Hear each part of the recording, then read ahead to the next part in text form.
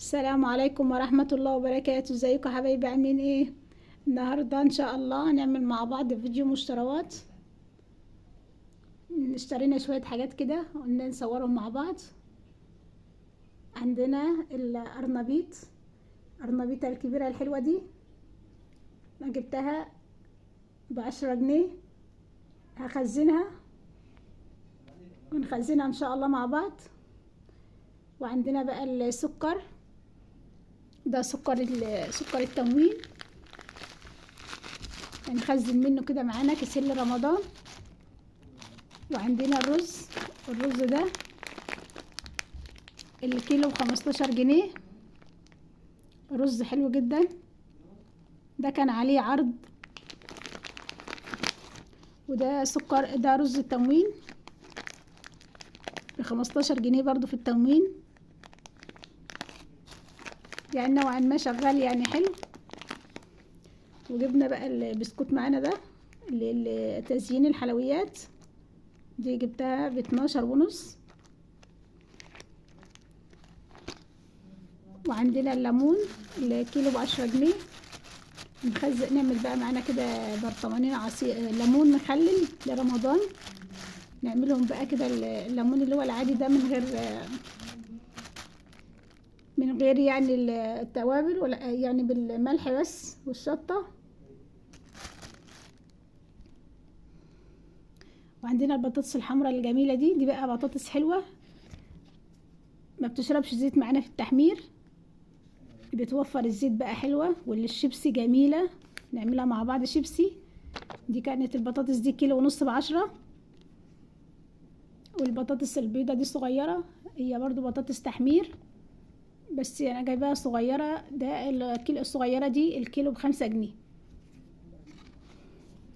وعندنا بقى صابون مواعين، كيس صابون مواعين،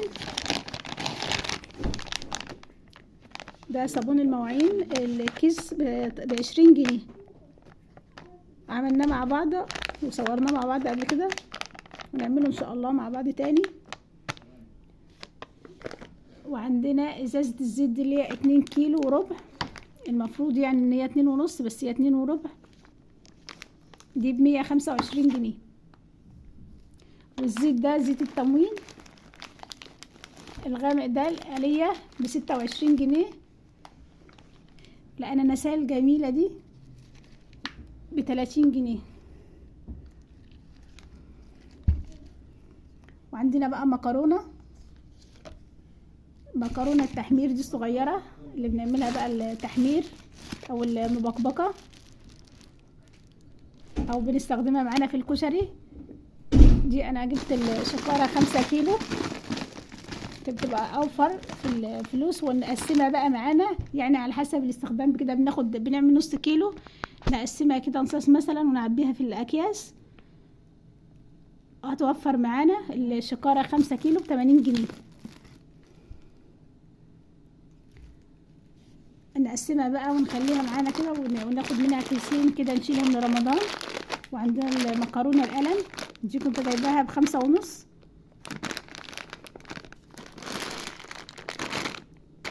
ودي كانت معايا ب6 جنيه، دي برضو ب5.5. مكرونة قلم نستخدم منها معانا اخد كيسين كده نشيلهم لرمضان، والباقي بقى نستخدمه معانا للشهر. وعندنا ده دقيق سايب الكيلو ب16 جنيه، نستخدمه بقى معانا في المخبوزات. دي مشتريات بسيطة.